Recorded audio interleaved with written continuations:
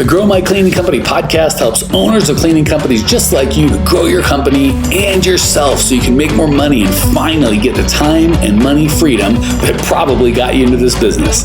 Discover how to automate and create systems that allow you to grow like crazy without losing control. If you dig the show and want to show some love, subscribe, rate, and review on iTunes. It really helps. Enjoy the show. Hey, Clean Nation, Mike Campion here with Nash Oudit. He started Virabusters Maid Service October 2019, Pittsburgh, Pennsylvania. And aside from having a very different, all right, we're going to have to dive into this before we talk anything clean. Where did you get the name Nash and where did you get the name Oudit? Because if I'm thinking it, a third of our audience has to be going, no, that's a weird name. Definitely a unique name, Mike. Family, they're from the Caribbean, man. So it's a huge melting pot. So that's where the name kind of gets pieced together.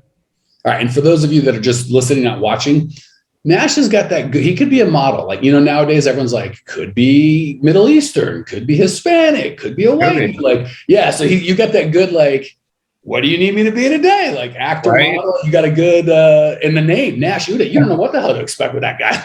Right. Yes. If this doesn't work out, right away, get to, some sort of, marketing, we get what is it? All the United Colors of Benetton here. Dude could be anyone. He could be all the colors. So not a bad gig. I'll take that compliment. I'll run with it. Yeah. Usually I don't compliment on, tell dudes like they could be models, but you may be the first of 700 podcasts to be like, you should be modeling. So take it for what it's worth, my friend. All right, just in case some of you tuned in not to hear about the details of Nash, I was going Nash's physical characteristics. What's going on in your world and how can I help, man? Yeah, man. Well, thank you for having me on the podcast. So I started the business here a couple of years ago and, just reading, different feedbacks on different, competitors and their reviews. And, what I came up with is that lots of the competitors, the biggest complaint I would say is not having great team members, delivering great service. So my biggest concern is how do you find great teammates and how do you keep them? How do you reward them? How do you promote them to grow? Cool. I love that question. So first of all, I want to give a bonus answer that you didn't want, but maybe it'll be helpful. And I think it'll definitely be helpful for Clean Nation. So I think one of the most caustic things people can do is to kind of look at what their competitors are doing. I get a really cool, unique perspective in that we coach people all over the world, all 50 states, all the provinces of Canada. I think the podcast is in 90 countries. We've had clients in probably a dozen. So I kind of get the back end, right? Because we're coaching, people are pretty transparent about where they're at and they're blah, blah, blah, blah, blah. And I found a lot of times it's the blind leading the blind. So we'll look to what other people are doing without really knowing if they're successful. And if they are successful, we don't know if the thing that we're looking at, they're succeeding in spite of or because of. So people go, well, other people pay this, or other people charge that, or this guy's website looks like that, or and it's literally a situation of blind leading the blind because we've been doing this for a long time and we know what a successful cleaning company looks like. And a lot of times the person you'll be looking at isn't successful. You're like, well, they're big or they're whatever. It's like, do you know their revenue? Do you know their profit? Do you know how many hours they're working? Do you know if they have happy clients? They could be running at a deficit. We've got guys that they're married to a rich spouse and they don't care if they make any money or not, right? But they might be a bunch or they might not be. There's just a lot of, we don't know if they're living the life that you want to create with your business. And even if they are, like, I'm going to do their website because they're super successful. Maybe they've been in business 20 years and their website's terrible, but they're really good at this other thing. Or they've just been around for a long time, and therefore they're successful. So the two things are we don't know if they're successful as we would define it, right? Maybe they're working too much or their revenue's big, but their profit's low, whatever, but it's not the life that we want. And then B, we don't know if the one unit of measure that we're taking about how they hire, what they pay, what they charge, what their website looks like, how they market. Oh, they send out money mailers. So money mailers must be crushing. We don't know that. A lot of times they don't even know that. When we get clients, we not force them, but teach them how to really pencil out their marketing. I find they're kind of shocked, right? So I just want to encourage you guys. I would only take feedback from someone that is getting the result that you want, or, a coach, whether it's me or anyone else that's gotten the result that you want in several other people, right? I don't want a fat trainer. I don't want to take advice from a broke guy on how to make money.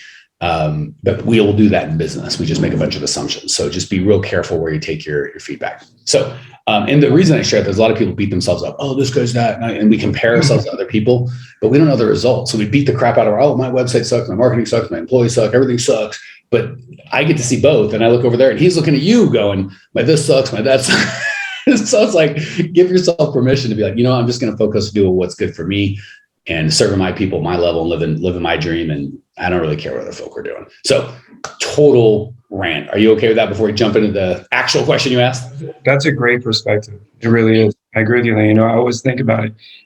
Pardon me, whenever, like you go to like a new town, you ask someone like, hey, what's a good spot to go and eat?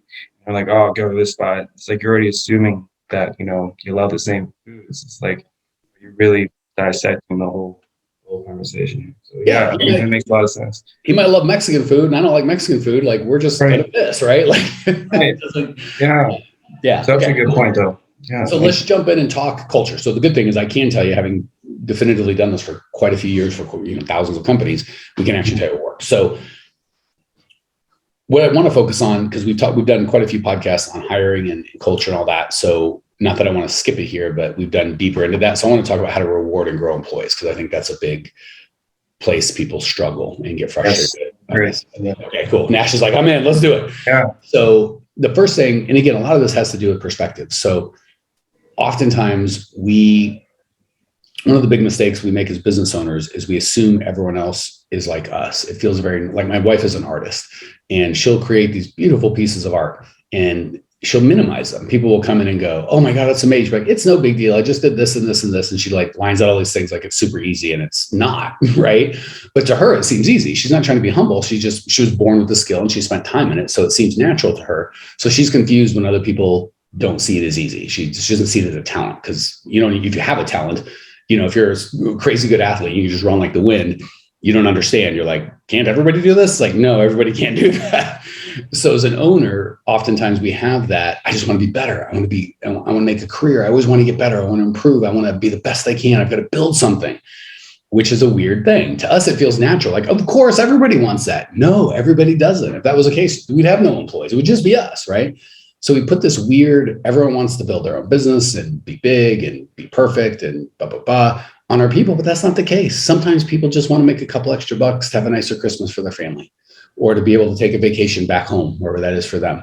And their full-time job won't do it. So they just want to do that. So the reason I bring all this up when it comes to employees and rewarding employees, if we try to grow and reward, if we try and grow employees the way we would want to be grown, we're going to be very frustrated, right? Because typically what will happen is we hire a bunch of people, they let us down, they quit, they no-show, they act crazy, they show up drunk, they do whatever employees do, right?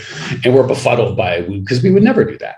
It's like, well, there's a reason we own a cleaning company and they make $12 an hour. Not to be disrespectful of those people, but that's just the choices they made, right? We're not judging or anything like that. We're just understanding the reality, okay? And then every now and again, we'll get a guy or gal who shows up on time and does what they said and gives a crap and really is whatever. And we're like, oh, you're my guy. I'm going to help. I'm going to give you a promotion and 6 promotions, and you're going to grow with the company and you're going to be this big manager. The reality is, with the cleaning company, most of the time, unless you get to several million, that's not going to be the case. You don't need those managers. And oftentimes the guy that or gal that thrives well in a team of 5 or 10 people isn't going to thrive well in a team of 50. So he won't even be with you when you finally do need a manager. And guess what? The skill set that he or she has that makes him great as a cleaner isn't going to make him great as a manager. So we put this weird thing on. It's like, I'm going to pay all my employees a living wage. Well, guess what? And again, no disrespect. I've cleaned a lot of toilets, so please don't hear me putting down any our profession. I've done all this crap, right? But at the end of the day, and I share the same thing, like I don't do any one-on-one, day-long training, but if you wanted me to fly out, it'd probably be at least 20, 30 grand, right? For a day. And if we got out there and you said, all right, Mike, someone called in, I got to go clean. Will you come clean with me? I'll go, well, yeah, your check cleared. I'll clean all you want. And we spent all night cleaning or all day cleaning. And then our time was up and I'm like, well, I'm going to get on the plane and go home. You go, well, that wasn't worth 20 grand at all.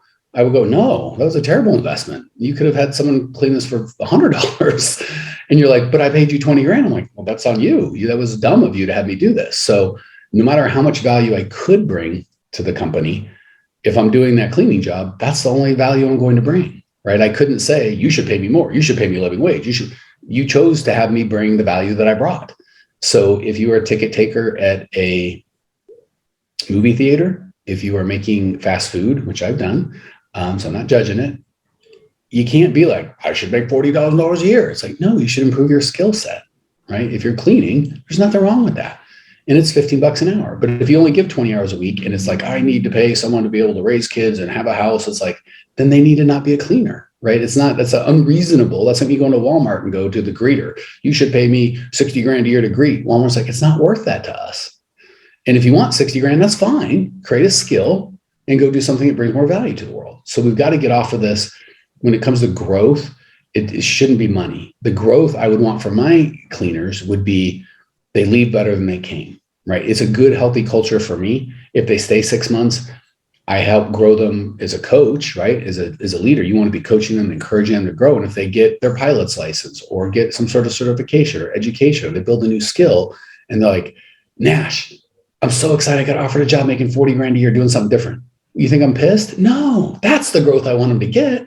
So it's great to grow your people, but you have to make sure they want to grow. So like we talked at the beginning, that guy that might be really good at cleaning, and you're like, oh, you're going to be the next great thing. He might just go, I just want to make an extra $5 grand a year to have a really nice Christmas or a really nice trip or 2 nice trips with my family. That's all I'm here for. And if you try to force him to grow, he's going to be miserable, and you're going to be miserable because he's a great cleaner and he's great at making an extra $5 grand a year. But you're like, you need to manage and do this, but that's not what he's there for. That's the first one. The second one is we try and bend our company like we've got to pay everyone living wage and everyone's got to be rich that comes here. And if they've been here 5 or 10, this is a career. It's not a career. It's a terrible career. There's nothing, again, no disrespect for our trade. It's just not a good career, right? Welding is a career. Teaching is a career. There's a lot of things that are great careers. Cleaning people's homes is not a great career, right? So when we talk to growing employees, I want to encourage you and everybody, Nash, to grow them as people, but don't feel this. So you should, as a leader, go, they're better after they've been on my team than they were before. They left smarter, wiser, better people, better. You always want to pour into your people, but that doesn't mean they have to make more money. It doesn't mean they have to do a managerial job for you. It'd be great if they did a managerial job for someone that had a good managerial job because of the skills that they got at your place. But we kind of put this weird, I've got to grow them and pay them a bunch of money, but it's the wrong methodology for that. I've had businesses like car dealerships or construction companies where it did make more sense for them to move up through the ranks, so to speak. The cleaning business just isn't one of those businesses. All right, questions, comments, or remarks? I think that's great. I never looked at it from that perspective. That makes a lot of sense, actually. So I think the theme of today is giving ourselves fair expectations, right? So when we look at other businesses and compare ourselves to them, we do it unfairly. Almost always we take their best, what we perceive to be their best parts, compare it against the parts that we struggle, and assume they're living this dream life and our life sucks. But I've seen their business. I coach everybody. I see from both sides. They're doing the same thing. So the right response would be like, I'm just going to focus on what I'm doing. I'm not going to try and make myself something I'm not. You've got different strengths than I do, Nash. If you tried to be a Mike Campion, you'd be terrible at it. And if I tried to be a Nash Oudit, I'd probably be pretty crappy at that too. So you're going to go, I'm who I am. I'm younger. Maybe I don't have the experience Mike's got, but I'm probably stronger and can work harder and got more. There's all sorts of things that you have. If you try to be a crappy version of me, bad luck. Or your competitor, right? So give yourself permission to operate at the highest level you can in the little playground that you set up. So you don't have to be like your competitor.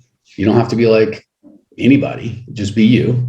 And then your business is your business. So if your business isn't really set up well to promote people or make what you would consider living wage, that's okay, right? There's a lot of value. And I've had a lot of employees that are like, man, that extra 5 or 10 grand I made this year at your place made a big difference in my life. I was able to pay. You can still be a blessing in people's life. We make it like, oh, if we can't, we make all these judgments. If I'm not like this business, I suck. If I don't make that money, I'm no good. If I don't pay people what I consider a living wage, I'm not bringing any value to them, or I'm screwing them because I make X amount and they make Y amount. Yeah, because you own a company and there's the skill set and the value you bring. To have 20 cleaners cleaning 100 houses a month is wildly different than the value one cleaner makes cleaning 2 buildings a day. There's no judgment. There's not like you're a better human being or worse human being, but the compensation is going to be different because of the value you're bringing to the world. You just got to give yourself permission to be okay with that and not feel like I'm taking advantage of someone, I'm screwing someone. So I think a lot of the problem comes from judgment. We judge ourselves against unreasonable expectations externally, competition, and internally, I feel like I've got to pay everyone a bunch of money, and I'm frustrated when I can't do it.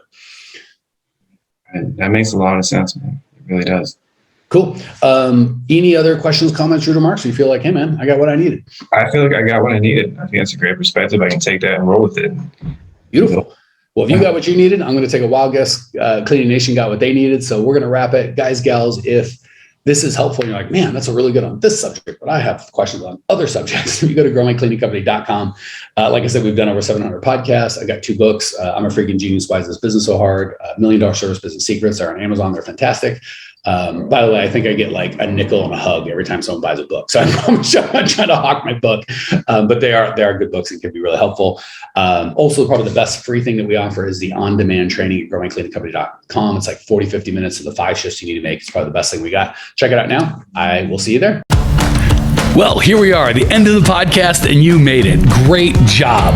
I've got a little bonus for you for sticking through with me, but like I mentioned before, if you got value out of this podcast and you want to show a little love, subscribe, rate, and review on iTunes, Spotify, wherever the heck you're listening to this thing. Share with a friend, share the love. And as a special thank you for those of you that stuck with me to the end, how about I give you my personal phone number so we can text? It's a great way for me to get to know you, your business, your goals personally. So shoot me a text now, 602-932-6431. 602-932-6431. I am the only one who responds to these texts, and I will personally respond to everyone I possibly can as long as this number is manned. Don't know how long we're going to keep this at the end of the podcast, so grab it now. 602-932-6431. Give me a text. Say hey. Can't wait to meet you.